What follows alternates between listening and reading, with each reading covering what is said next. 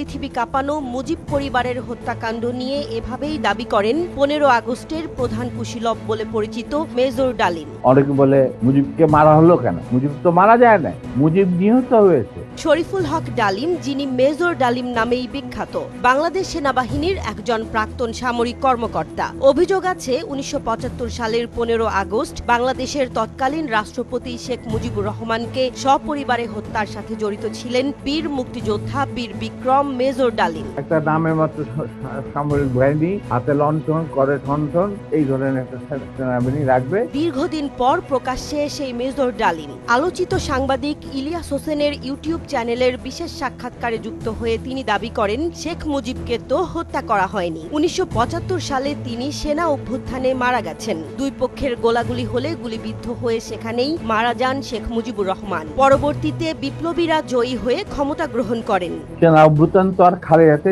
Marble খেলে না, ওখানে দুই পক্ষ থেকেই গোলাগুলি হয় এবং হতাহত হয় দুই পক্ষে। যেমন মুজিবের পক্ষের কিছু লোক মারা গেল, সেভাবে বিপ্লবীদের সেনা অভ্যুত্থানকারী বিপ্লবীদের তরফ থেকে কিছু লোক প্রাণ হারা। বিপ্লবীরা বিজয়ী হলো, তারা ক্ষমতা তাদের নিজে হাতে নিয়ে নিল। তিনি আরো দাবি করেন, শেখ মুজিবুর রহমান তার জুলুমের মাত্রা এতটাই বাড়িয়ে দিয়েছিল, স্বৈরাচারী আচরণে মানুষ আল্লাহর কাছে মুক্তি চাচ্ছিল তার জুলুমের অবসানের জন্য।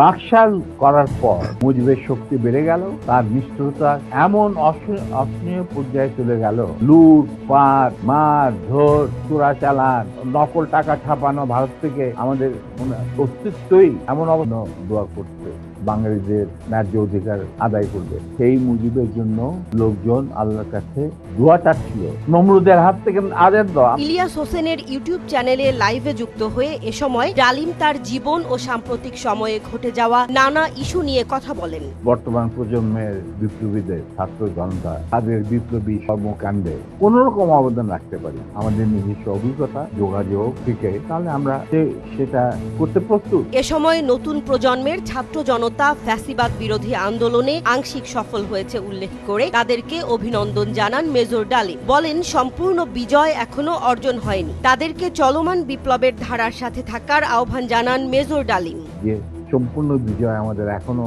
অর্জিত হয়নি, চলমান বিপ্লবের গতিধারায় সংগঠিত হবে চতুর্থ বিপ্লব।